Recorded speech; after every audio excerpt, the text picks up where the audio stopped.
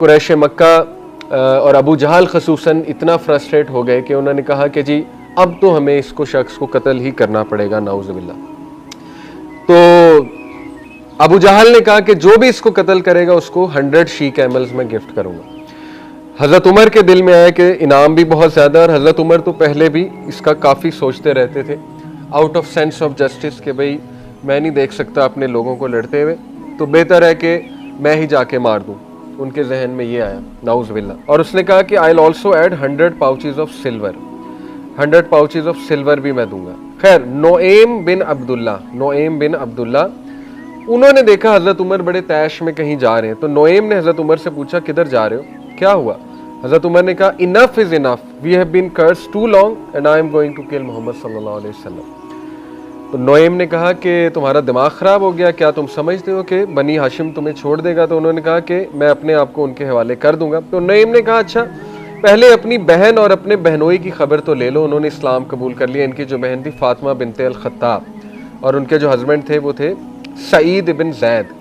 سعید بن زید جو ہے یہ حضرت زید بن عمر کے بیٹے ہیں۔ زید بن عمر جو ہے یہ حنفاء میں سے تھے، یعنی دین ابراہیمی میں سے تھے، ایون بیفور اسلام۔ اور زید کے بارے میں نبی صلی اللہ علیہ وسلم نے فرمایا کہ زید قیامت والے دن کچھ لوگ بذات خود امت بن کے آئیں گے، and Zaid is one of them، یعنی وہ اکیلے بندے ہی امت ہوں گے۔ تو زید کی اتنی تعریف کی، تو یہ زید کے بیٹے ہیں، ٹھیک ہے نا، سعید بن زید۔ یہ فاطمہ رضی اللہ عنہا جو ہے حضرت عمر کی بہن، ان کے خامد ہیں۔ اور خباب کا میں نے آپ کو تذکرہ کیا تھا، یاد ہے حضرت خباب جو سلیو تھے اور جن کو بہت زیادہ ایک عورت جو ہے وہ ٹارچر کرتی تھی۔ تو حضرت خباب جو ہے وہ بڑے خوبصورت مطلب آپ کہہ لیں آواز میں تلاوت فرمایا کرتے تھے، قاری تھے۔ حضرت خباب جو ہے وہ آ کر انہیں قرآن مجید سکھایا کرتے تھے، ٹھیک ہے۔ تو یہ تینوں لوگ اس وقت ان کے گھر میں موجود تھے۔ حضرت عمر صلی اللہ عنہ دروازہ نوک کرنے لگے تو دیکھا کہ کچھ پڑھا جا رہا ہے، انہیں شک ہوا قرآن پڑھا جا رہا ہے، انہیں زور زور سے نوک کیا، بتایا عمر ہوں دروازہ کھولو۔ بہن گھبرا گئی، خباب بھی چھپ گئے، اور وہ ان کے ہسبینڈ وہاں پہ تھے اور وہ بہن وہاں پہ تھی، خباب چھپ گئے۔ حضرت عمر اندر آئے، وہ سارا واقعہ آپ نے پڑھا ہے، بڑے انہوں نے غصے میں اپنی بہن سے پوچھا کس چیز کی تم کیا پڑھ رہی تھی؟ تو انہوں نے کہا نہیں ہم کچھ نہیں پڑھ رہے تھے، ظاہر ہے ڈر گئیں۔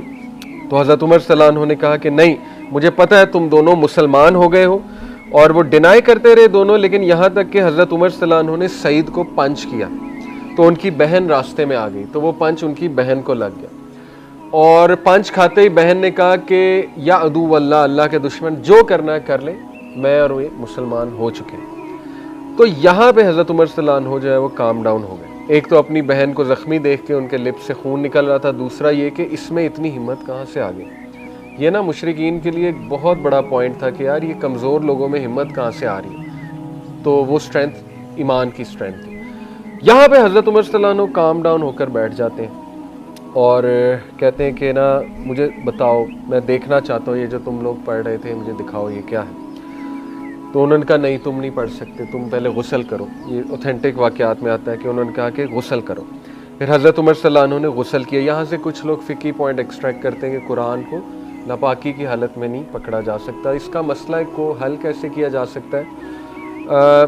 اس پہ جو اوتھینٹک ویو ہے، جتنی میری ریسرچ ہے، وہ یہ ہے کہ اگر آپ نے قرآن کے الفاظ کو انگلی رکھ کے پڑھنا ہے تو وضو ضروری ہے، ٹھیک ہے، لیکن مصحف پکڑنے کے لیے وضو ضروری نہیں ہے، یا موبائل پہ قرآن پڑھنے کے لیے وضو ضروری نہیں ہے، لیکن اگر آپ نے قرآن کے الفاظ کو ٹچ کرنا ہے تو وضو ضروری ہے، ٹھیک ہے۔ یہ ہے بیسکلی کرکس ساری ڈسکشن کا، جتنی بھی آپ کہہ لیں اسکالرس کے ویوز ہیں۔ تو اینی وے حضرت عمر صلی اللہ عنہ نے غسل کیا، اور حضرت عمر صلی اللہ عنہ نے کہا کہ اب مجھے دکھاؤ یہ کیا ہے۔ تو انہوں نے حضرت عمر صلی اللہ عنہ کو پکڑائے وہ صحیفہ، ظاہر ہے اس ٹائم پہ پتوں پہ اور وہ مختلف صحیفوں پہ لکھی جاتی تھی قرآنک ورسز، تو وہ سورہ طٰہٰ تھی۔ واقعہ پھر یہ کہ حضرت عمر صلی اللہ عنہ انہیں سورہ طٰہٰ سنائے گی۔ سورہ طٰہٰ بھی میں آپ کو انشاءاللہ تعالی جو ہے وہ یہاں سے کچھ ٹرانسلیشن اس کی بتاتا ہوں۔ حضرت عمر پڑھتے گئے سورہ طٰہٰ، اور جب سورہ طٰہٰ انہوں نے تھوڑی سی پڑھی تو انہوں نے اس بات کا اقرار کیا کہ یہ واقعی ہی انسان کا کلام نہیں ہے،